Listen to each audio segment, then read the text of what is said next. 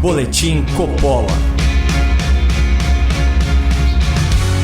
Sejam muito bem-vindos a um Boletim Coppola especial. Hoje nós completamos 100 edições do nosso programa. Muito obrigado de coração pelo prestígio da sua audiência. Ao longo dos últimos meses, nós procuramos dar visibilidade, dar protagonismo a fatos e números omitidos do debate público. Nós desconstruímos narrativas falaciosas, combatemos a desinformação, apontamos os vícios da concentração de poder. Nós também zombamos da hipocrisia militante, defendemos a causa da liberdade e nos empenhamos em mostrar ao público os perigos do retrocesso político no Brasil. A nossa linha editorial permanece firme e clara desde o primeiro momento. Nós não ajudaremos e tampouco seremos coniventes com bandidos que querem voltar à cena do crime. E por falar em criminalidade, nós elegemos a segurança pública como tema dessa 100ª edição do Boletim Coppola. Está na Constituição, lá no artigo 144, a segurança pública, dever do Estado, direito e responsabilidade de todos, é exercida para a preservação da ordem pública e da incolumidade das pessoas e do patrimônio. Nossa vida, nossa integridade física e nossa propriedade são direitos constitucionais que têm sido desprestigiados por forças políticas avessas à lei e à ordem.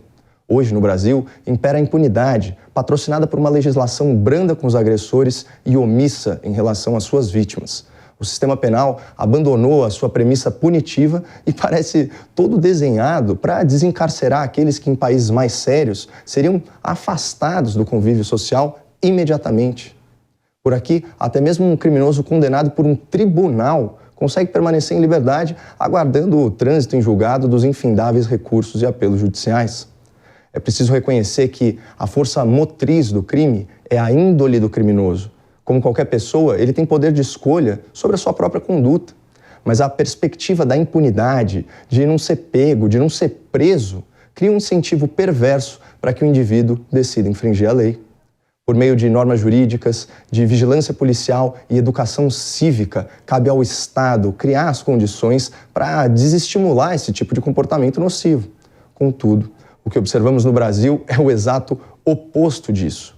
O crime organizado tiraniza a população vulnerável e ganha terreno nas comunidades. A legislação processual e penal cria empecilhos para a efetiva punição dos criminosos. As forças policiais perdem autonomia e são submetidas a condições impossíveis de trabalho. O desarmamentismo, a desmilitarização e o abolicionismo penal conquistam adeptos e porta-vozes. E assim, o Estado deixa de cumprir um dos seus objetivos mais básicos: garantir que as pessoas vivam em paz, em um ambiente de legalidade e ordem.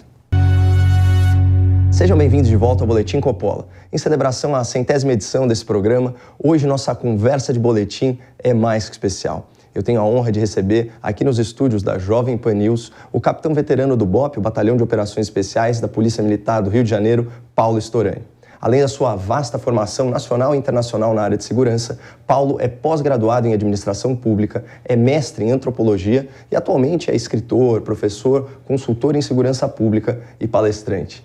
Capitão, é uma honra recebê-lo aqui no Boletim Coppola e eu já agradeço aí em nome de toda a nossa audiência pelos serviços prestados aí pela nossa segurança pública, inclusive sob risco de vida. Muito obrigado por vir aqui. Caio, eu que agradeço o convite, que é uma honra para nós poder participar do seu programa, que eu já o acompanho há bastante tempo.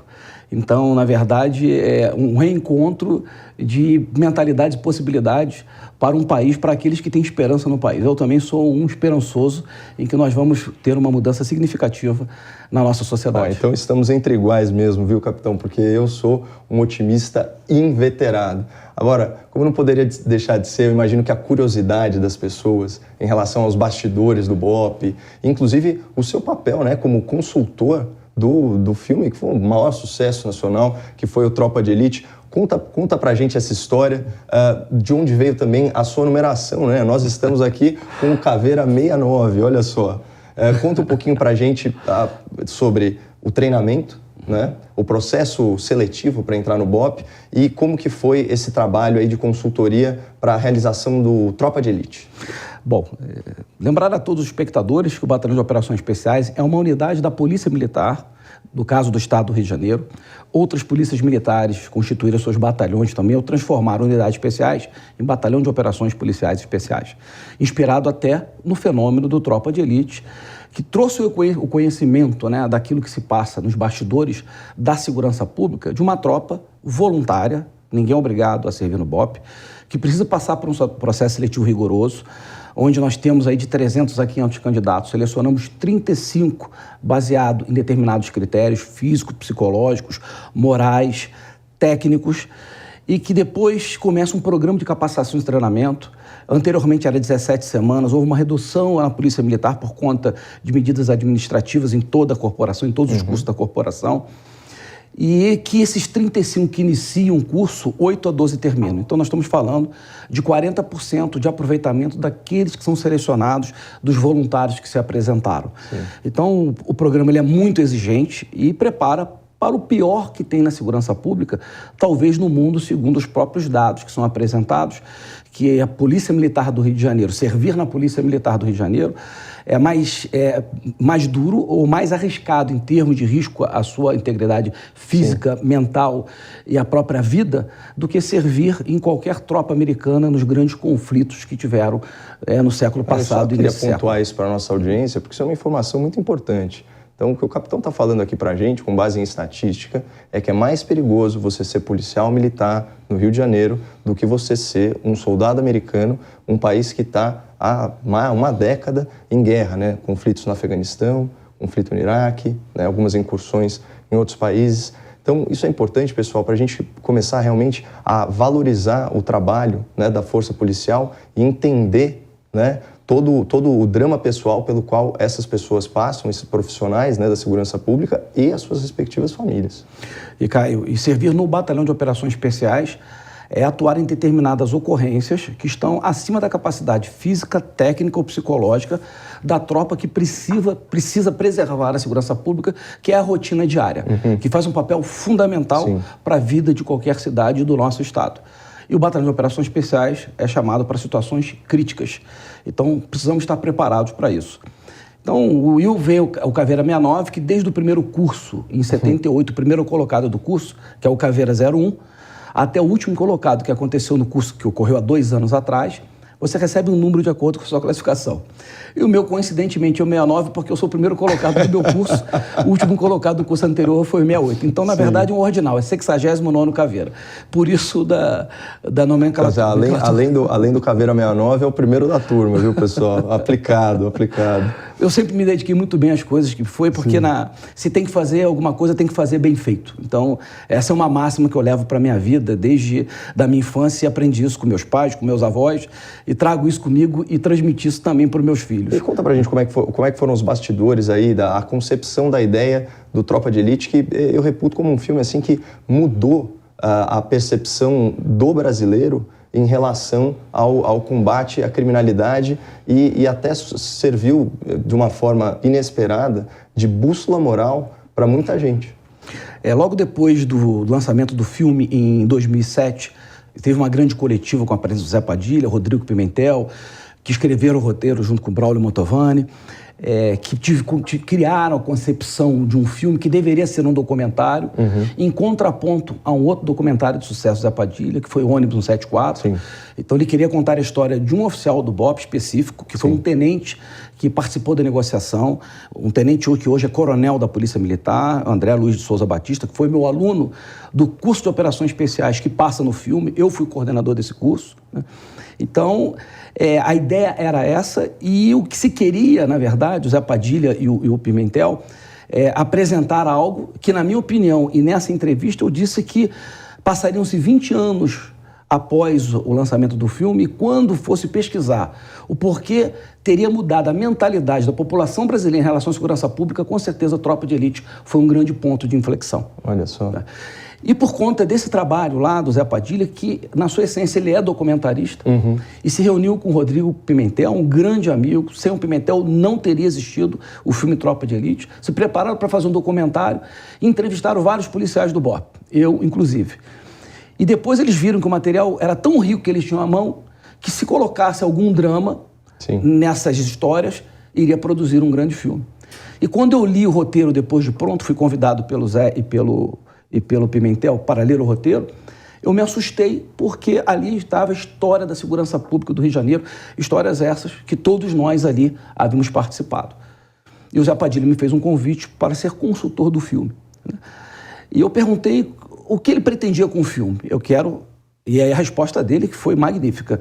Eu quero fazer o melhor filme brasileiro dos últimos tempos. Eu falei, então, isso é missão. E missão dada... É missão cumprida. Ele escreveu o subtítulo naquele momento. Olha só, e aí tornou esse grande espetáculo. Nós não tínhamos ideia da repercussão do filme. Nós tínhamos uma preocupação que haveriam críticas contundentes, sem dúvida nenhuma. A minha esposa, junto com a esposa do Pimentel, assistimos o terceiro corte do filme. E quando terminou, que a minha esposa assistiu, ela virou para nós e falou, vocês estão preparados para o que vai ter de consequência em relação de tudo que foi falado? E aí falou, olha, estamos prontos, então se prepare, porque sem dúvida nenhuma haverá. Pegando um aspecto, você acha que a fama e o prestígio social podem atrapalhar atualmente um policial do BOPE? Olha, foi interessante porque isso foi pensado pelo comandante do BOPE na época, logo depois do filme, né? Um grande amigo, Alberto Piero Neto, foi capitão comigo no BOPE, meu conterrâneo de Nova Friburgo, interior do Rio de Janeiro, que comandou o BOPE, posteriormente comandou a Polícia Militar, foi comandante-geral da Polícia. Ele, com esse temor e nessa perspectiva, que no BOPE a gente sempre aprende a pensar nas consequências de alguma coisa, sempre pensando à frente. No primeiro curso que teve depois do Tropa de Elite, que foi assim o recorde de inscrição, Lógico. Ele colocou uma faixa na entrada do BOPE. Isto aqui não é Hollywood. Mandou fazer uma faixa mesmo? Botou uma faixa, isto aqui não é Hollywood. Para mostrar às pessoas, aqueles voluntários que estavam indo lá, não mais por aquela vocação com a missão do BOPE. Mas como é que fala? Pelo glamour? Pelo glamour do filme, para colocar o preto, para estar ali do BOPE, enfim, buscar mais o mérito do que foi anunciado. Pelo logo aqui, exatamente. Né? Logo.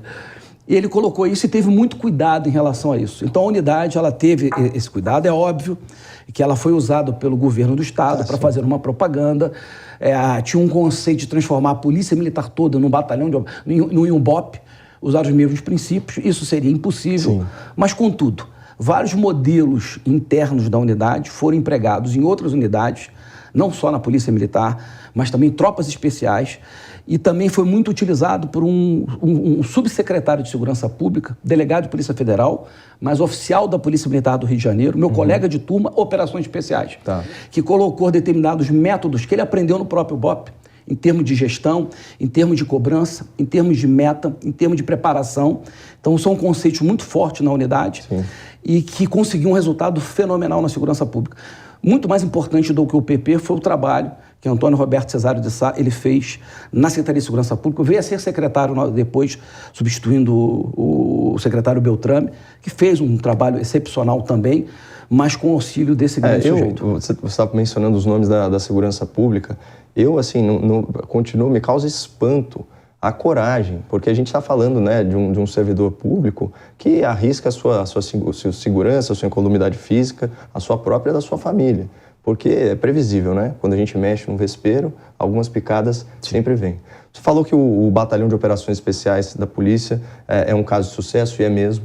E aqui no nosso editorial, né, que eu abri falando um pouquinho, fazendo um diagnóstico da segurança pública, da legislação penal, a gente acaba, como crítico, às vezes, carregando nas tintas. Mas somos otimistas inveterados e há alguns pontos a comemorar, né? Então, por exemplo, coisas que eu percebo que melhoraram. Logo no começo, né, da atual gestão, houve uma certa desarticulação, né, das lideranças de facções criminosas, simplesmente pela troca, né, de alocação em presídios. Isso é um ponto.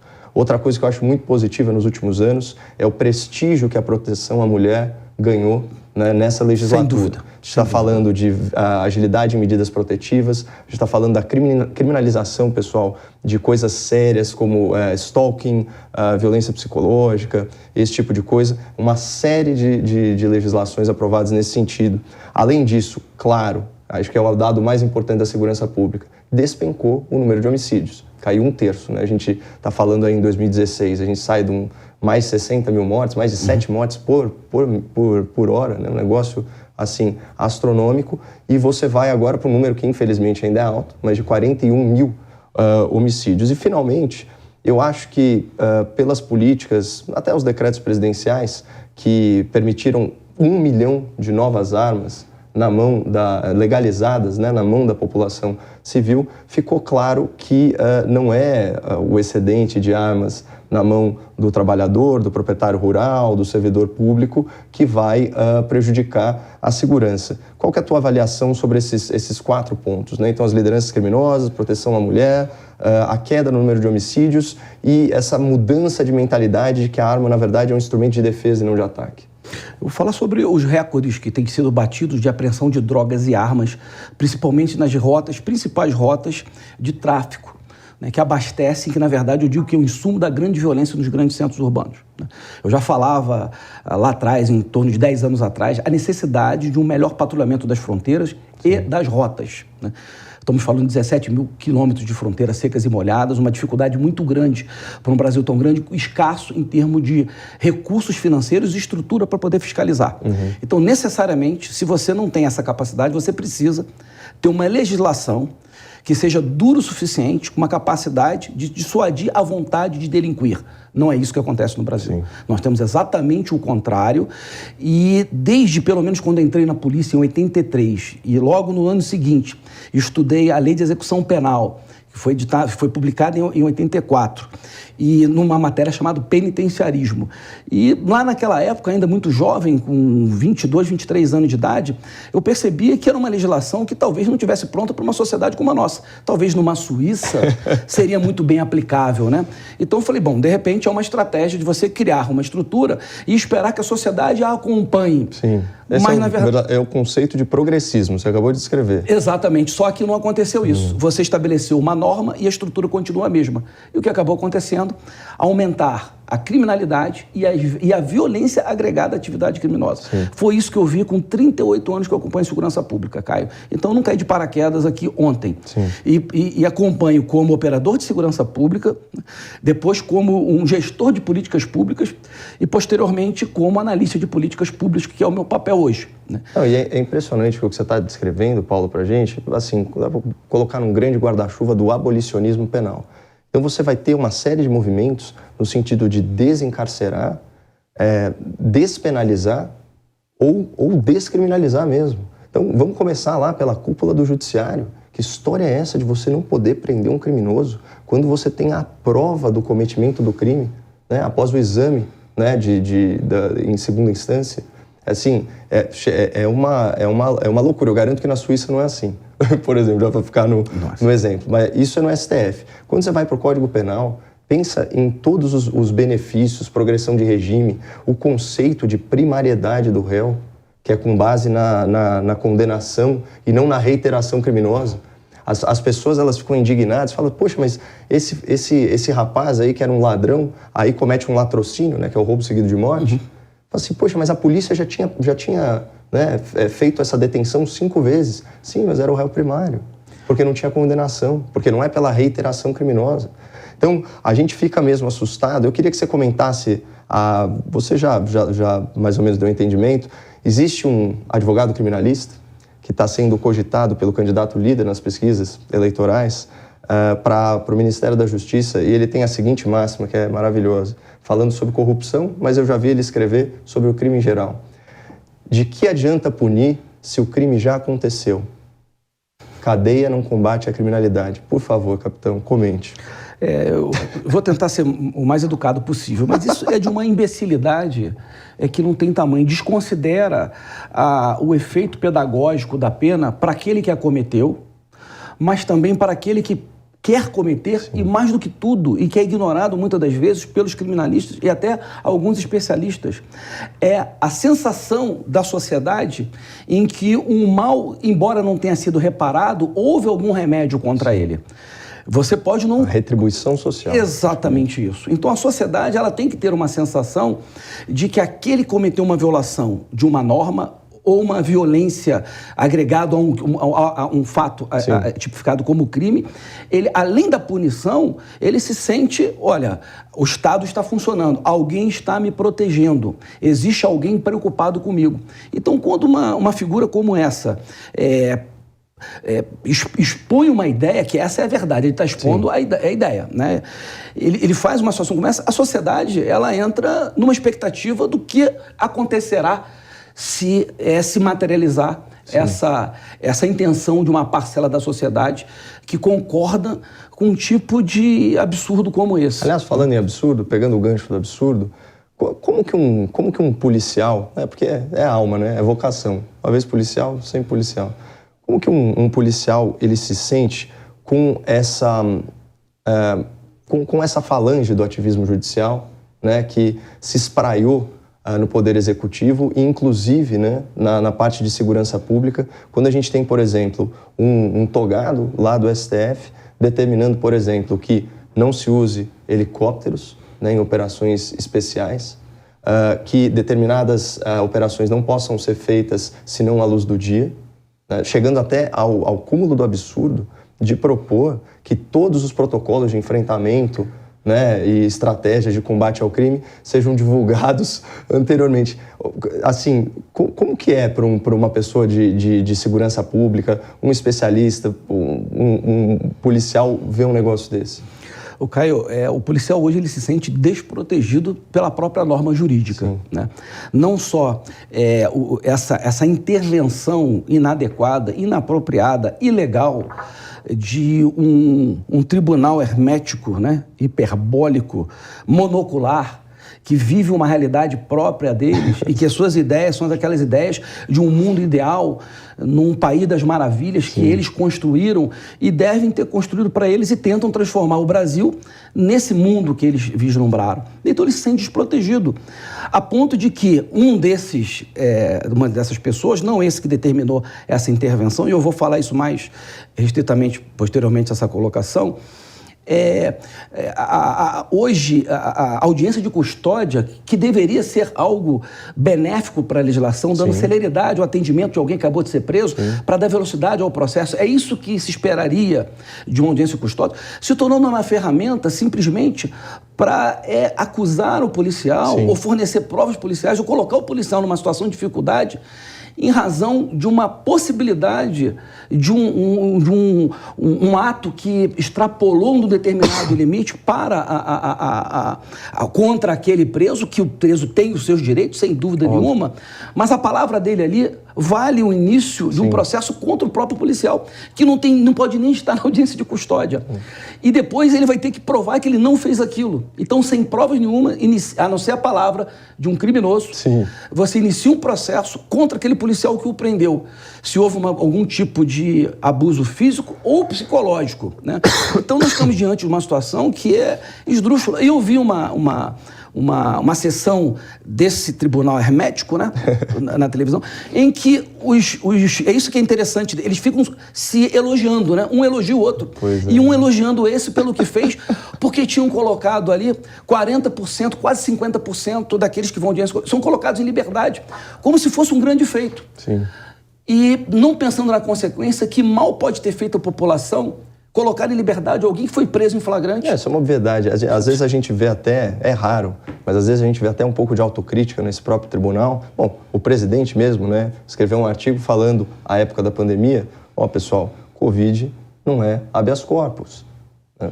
E eu tinha mencionado, né, os números dos homicídios, eles vêm numa descendente com uma exceção, 2020. Porque houve o desencarceramento em massa, nessa onda de habeas corpus coletivo, tal, esse tipo de coisa. Isso leva a ajuste de conta entre facção, além da escalada da própria violência. E aí você tem em 2020, né, mesmo com as restrições da circulação de pessoas, um ponto fora da curva de aumento da violência. E aí eu queria concluir aquela minha colocação a respeito da intervenção do STF no Poder Executivo. Para mim foi intervenção no Poder Executivo Estadual do Rio de Janeiro.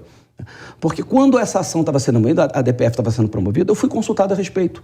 determinado político do Estado do Rio de Janeiro, que eu tenho boas relações com esse político, me fez uma consulta, e eu falei para ele, olha, isso é um absurdo que vocês estão querendo propor, né? Porque toda vez que houve uma medida de cerceamento das operações policiais, ela não teve o efeito de diminuir a violência ou a criminalidade, pelo contrário, permitiu o fortalecimento, né, das estruturas criminosas que controlam determinados territórios, comunidades na sua maioria, né, e aumentou o ânimo expansionista dessa facção criminosa, vindo para o asfalto e indo tomar facções rivais. E foi exatamente o que aconteceu. Então, quando faz uma análise histórica desses 38 anos que eu acompanhei, que coloco isso em pesquisa, trouxe relato desses fatos, foi exatamente o que aconteceu, o que nós estamos vendo agora. Então, eu falei, olha, isso é descabido. E o que eu sugeri a ele como alternativa, então, faço o seguinte, revisão dos protocolos de ação nas operações policiais, intensificação do treinamento dos policiais que vão operar nessas instituições, recursos financeiros para que haja treinamento adequado para esses policiais, para a gente diminuir a letalidade policial em determinados casos, melhorar a precisão das operações. Enfim, não foi feito isso e a escolha é sempre no sentido de negação, cercear. Tanto que me perguntam sobre violência policial, eu falei, vamos fazer o seguinte, tira a polícia da equação, o que fica? Um exemplo que nós temos, né, recentemente, em 2017, o problema que nós tivemos no Espírito Santo, né, quando houve uma greve da Polícia Militar, teoricamente, segundo esses filósofos de segurança pública, deveria ter acabado a violência. Então, viveria esse país das maravilhas, né, pensados pelos nossos integrantes do Supremo Tribunal Federal. E não aconteceu isso. Ao contrário, pessoas de bem começaram a delinquir, a invadir, a saquear. Como é que é aquela máxima popular, né? A ocasião faz o ladrão. Na verdade, não é isso. O ladrão sempre esteve lá. Inclusive, pessoal, todo mundo tem, em certa medida, luz e trevas dentro de si. E a gente vai respondendo a estímulos, né? E muitas vezes, a pessoa aí com a índole pior, ela só precisa de um empurrãozinho circunstancial para delinquir. Muitas vezes pode ser a ausência, né, de vigilância policial. É uma pena, mas é isso. Você falou algumas medidas, capitão, que ajudariam aí a otimizar a segurança pública, mas tem um aspecto também, fala muito na sua palestra, aliás, que é excepcional, eu recomendo, sobre educação e sobre uma juventude perdida. Resume aí rapidinho para a gente o que é esse ponto aí, que é um ponto de destaque aí nas suas palestras pelo Brasil. E além das palestras, eu falo muito isso para explicar sobre para o que a população brasileira está sendo preparada, né? Nós não fomos preparados para fazer o melhor, nós fomos preparados para fazer qualquer coisa, né? E dentro de um padrão mediano de empenho, consequentemente de desempenho. Tipo passar de ano? Passar de ano. Eu fiz 8 meses eu passei, eu estou falando que as pessoas entenderem que eu tenho 2.683 palestras no Brasil inteiro durante 14 anos, né? Na verdade, foi uma experiência muito grande e boa parte desse período, pelo menos um ano, eu passei fazendo pesquisas sobre alguns dados que eu observei no mundo corporativo brasileiro, e com um olhar antropológico, eu consegui chegar a esse ponto. Todo mundo estuda, a maioria, 95%, 85% das pessoas estudam para passar de ano e não para aprender. E isso é uma diferença estratégica absurda. Quem estuda para passar está objetivando o mínimo, então se empenha o mínimo necessário. Quem estuda para aprender, embora tenha atingido o mínimo, vai querer sair do mínimo e ir para algo melhor do que o mínimo. Isso muda totalmente a forma de empenhar.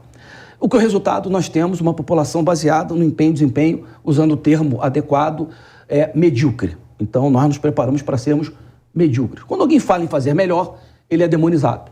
Quando alguém fala em entregar o melhor resultado que antes, parece que um mecanismo de opressão contra aquele que optou pela mediocridade, e a simples existência de alguém que faz melhor acaba oprimindo o medíocre. Isso é uma forma de pensar o mundo, mas se fosse assim, estaríamos com os neandertais hoje e não homo sapiens sapiens. Eles teriam prevalecido. E a consequência demográfica disso, né? Porque você me chamou a atenção para aquela população, qual que é a expressão mesmo? Aqueles jovens que não... Geração nem, exatamente isso. O efeito dessa educação, né, o que nós temos visto hoje, se a gente pegar, por exemplo, o Programa Internacional de Avaliação de Estudantes, o PISA, o último resultado publicado em 2019, 77 países se autoavaliaram, né? Que é uma das condições para entrar para a OCDE. E o Brasil está concorrendo uma vaga. Mas a posição brasileira de 77 é o 57º. E desde a série histórica iniciada em 2006, o Brasil só perde posição. Então, muito dinheiro foi investido ao longo desses 25, quase 30 anos e pouco resultado quando compara o Brasil com outros países. Sim. E qual foi o resultado prático disso? Um outro dado publicado pelo IBGE, ele publica a cada 2 anos pelo menos, o último resultado foi agora em 2001. Essa geração que não estuda nem trabalham de jovens, 15 a 29 anos, representa 13 milhões de jovens brasileiros, 23,7% dos jovens brasileiros. Não é porque não tem escola e não tem trabalho. Não tem motivação. Não tem motivação, não vem sentido em estudar e trabalhar. E significa trabalhar, significa ser um indivíduo produtivo para a sociedade que ele pertence, contribuir para a sociedade que ele pertence. Capitão, eu diria, essa é uma realidade muito triste. Eu acho que a gente tinha até que ajustar o nome, né? Porque não é nem estuda, nem trabalha e não está nem aí. Né? Não está nem. Muito bom. Olha, capitão, obrigado. Eu queria só encerrar aí o nosso bate-papo. Você divulgando aqui o seu best-seller, Vai e Vença. Né? Está na 4ª edição. 4ª edição já, missão dada. Missão cumprida. Né? Aqui um belíssimo texto recomendando, né, do diretor Zé Padilha, mas eu queria que você falasse aqui 1 minuto pra gente fechar dessa coisa maravilhosa aí que é o Centro Cultural Pedro Storani. Conta aí pra gente. Na verdade, a grande obra da minha família é o Centro Cultural Pedro Storani. Recebe o nome do meu filho, desencarnou há 6 anos atrás, uma cardiopatia congênita. E separou de nós um dos caras mais inteligentes que eu conheci, mais agradáveis, com o melhor astral que podia ter, que foi o Pedro. Tinha feito direito na PUC, estava fazendo publicidade lá no Rio de Janeiro, na SPM, e era músico. Né? E quando ele fez a cirurgia cardíaca dele, né, antes da partida dele, 1 ano e meio antes, ele estava na cama e ele teve ali uma epifania. Ele parou, olhou para mim e para a mãe, e disse o seguinte: nós precisamos dar atenção às crianças. Isso, para nós, foi uma coisa interessante. Nós somos cristãos espíritas, nós entendemos que havia algum momento ali, que foi uma mensagem chegada. 2 anos depois da partida dele, eu acordo de manhã, inspirado no encontro que eu tive com o Pedro, que ele mandou: é hora de começar o trabalho. Que legal. Eu acordei minha esposa, eu falei: olha, a mensagem é para começar o trabalho. Ela: qual o trabalho? Eu falei: não sei. E a gente esperou, isso foi tudo reconstruído na nossa mente. Mas a seguinte, chamamos 2 amigos dele, da banda dele, né, e que nos ajudou a pensar um modelo. E a minha filha, que hoje é médica, fazendo residência em pediatria, e disse: olha, se tem que ter música, tem que ter dança também, porque eu dancei durante 10 anos, a música é importante.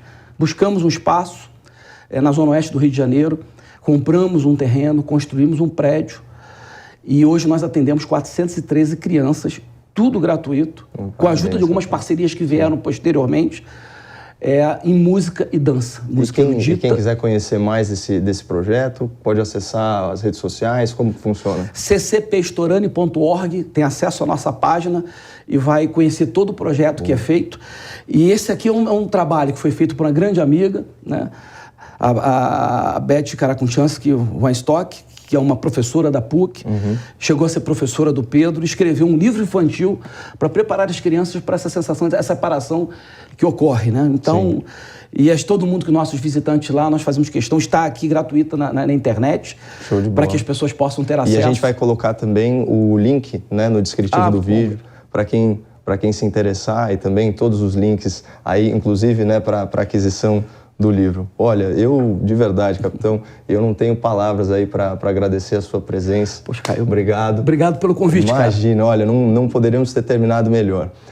Bom, mais uma vez, todos os nossos agradecimentos pelos serviços prestados aí à segurança pública. É uma honra enorme para a gente celebrar esse marco de 100 edições do Boletim Coppola, então, nobre companhia. Para quem quiser conhecer mais o trabalho do nosso capitão veterano do BOPE, é só seguir o @PauloStorani oficial no Instagram ou visitar o site www.paulostorani.com.br. Fica também aí como recomendação, mais uma vez, de leitura para nossa audiência, o livro Vá e Vença. Como eu já disse, a gente vai disponibilizar o link, tá bom? É isso, pessoal. Muito obrigado. Excelente final de semana para vocês. Não percam a esperança no Brasil e fiquem com Deus.